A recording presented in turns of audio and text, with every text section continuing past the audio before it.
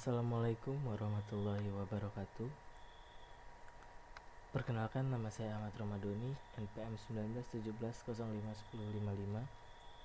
Di sini saya akan mencoba menjelaskan tentang perintah dasar manajemen berkas pada Linux. Nah, yang pertama ada pwd. Jadi pwd ini berguna untuk menampilkan direktori apa yang sedang bekerja. Kemudian kita bisa ls untuk menampilkan apa saja isi direktori yang bekerja. Kemudian ada lsa. Sini berguna untuk menampilkan seluruh file dan direktori yang ada dalam direktori yang sedang bekerja, termasuk yang hidden.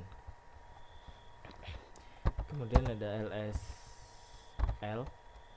Di sini kita bisa menampilkannya dalam bentuk yang panjang. Kemudian ada lss. Di sini kita bisa menampilkan file dan foldernya sekaligus ukurannya atau size-nya. Kemudian di sini ada lsla. Nah, lsla ini bisa menampilkan seluruh file atau folder termasuk yang hidden sekaligus dalam bentuk yang panjang. Kemudian ada ls. Nah, ls ini berguna untuk menampilkan direktori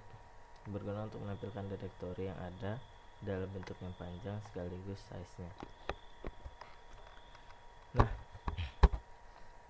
kemudian kita bisa pindah direktori menggunakan cd atau change directory. Misalnya di sini kita akan pindah cd downloads. Nah, kita sudah berada di dalam directory downloads. Lalu kita lihat isinya, oh ternyata ada directory praktikum. Kita coba pindah ke directory praktikum. Isinya kosong. Oke. Lalu bagaimana caranya untuk kembali ke home? Kembali ke home lagi, kita bisa menggunakan cd. Nah, kita sudah berada di home. Kalau kita bisa kembali ke home langsung, lalu bagaimana caranya kita kembali satu tingkat sebelumnya? Kita coba cd downloads, kita coba cd praktikum. Nah, karena kita sudah berada di dalam folder praktikum yang ada di dalam folder downloads, kita coba bagaimana caranya pindah ke folder downloads. Kita bisa menggunakan cd titik-titik. Nah, kita bisa pindah satu tingkat ke directory sebelumnya. Kita coba cd home. Lalu bagaimana caranya mengakses file system? Kita bisa menggunakan cd slash. Nah, kita sudah berada di file system atau root. Nah, kemudian karena kita bisa pindah directory, lalu bagaimana caranya kita membuat directory? Di sini kita bisa membuat directory menggunakan mkdir. Misalnya di sini saya membuat mkdir so. Nah, kita bisa lihat isinya terdapat folder so yang baru.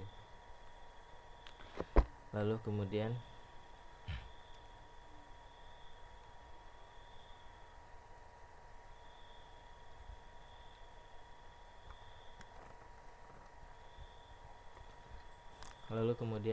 kalau kita bisa membuat directory, apakah kita bisa juga menghapus directory? Kita bisa menghapus directory menggunakan perintah rmdir so. Kita lihat folder so sudah hilang. Lalu bagaimana cara menghapus file? Kita bisa menggunakan perintah rm saja. Misalnya di sini kita hapus halo.py. Kita hapus file halo.py. Kita lihat halo.py sudah tidak ada. Lalu karena di sini banyak file codingan, lalu bagaimana sih caranya melihat isi file codingan tersebut?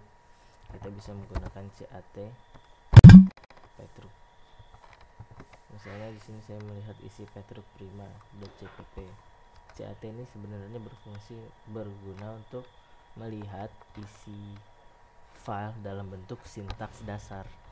Nah, karena di sini sintaks dasar semua, jadi codingannya keluar. Misalnya kita mau mencari kata angka nih. Lalu bagaimana caranya untuk mencari kata angka di dalam file codingan ini? Di situ kita bisa menggunakan perintah grep. Ini berfungsi untuk menampilkan isi sintaks dasar dalam pattern tertentu seperti find. Di sini misalnya kita grab angka yang ada di dalam petrukprima. Nah, semua kata yang ada angkanya ini ditampilkan di grab ini. Ya, kira-kira segitu saja dari saya. Sekian. Wassalamualaikum warahmatullahi wabarakatuh.